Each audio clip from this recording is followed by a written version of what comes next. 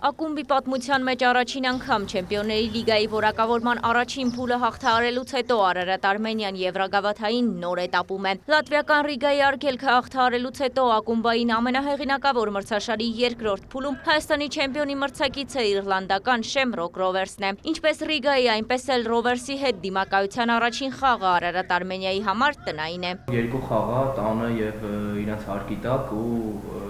պետք է պատրաստվենք լավ, առավելությունը ինձ թվում է մի փոքր կա, քանի որ մեր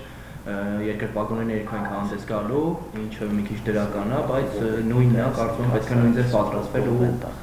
մենակ հաղթանակ։ Ռովերսը ևս որակավորման առաջին փուլում գրանցեց տնային հաղթանակ եւ կրեց արտագնապարտություն։ Դիմակայության առաջին խաղում Ֆլորիանային 0-2 հաշվով զիջելուց հետո Դուբլինում տպավորիչ հաղթանակ տոնեց 5-1 հաշվով։ Սակայն ի տարբերություն Արարատ Արմենիայի, որը նոր է սկսում մրցաշրջանը, Ռովերսը խաղային տոնուսի խնդիր չունի։ Իռլանդիայի ներքին առաջնությունում թիմը 25 խաղում գրանցել է 15 հաղթանակ, 5 ոչ ոքի եւ 50 միավորով միայնյա առաջատարն է։ Նախորդ խաղում էլ ակումբը հաղթանակ է տարել Իռլանդիայի գավաթի խաղարկությունում։ Գլխավոր տարբերությունն այն է, որ մրցակիցն այժմ խաղային լավ ռիթմի մեջ է, մինչդեռ մենք այս հանդիպմանը պատրաստվելու համար շատ ժամանակ չենք ունեցել։ Սակայն դա մեզ չի վախեցնում, որովհետև դրա դեմ նույնպես հակախաղ կա։ Որակյալ եւ խելացի որոշումներ կայացնելով հնարավոր է լրացնել այդ բացը։ Այս խաղում շատ կարևոր է լինելու գնդակի վերահսկողությունը։ Դա մեր խաղային ձեռագրի կարևոր մասն է, սակայն մրցակիցը նույնպես դավանում է այդ ֆուտբոլային փիլիսոփայությանը։ Հետևաբար կհաղթի այն թիմը, որն ավելի հաջող կկարողանա պարտադրել իր խաղաոճը։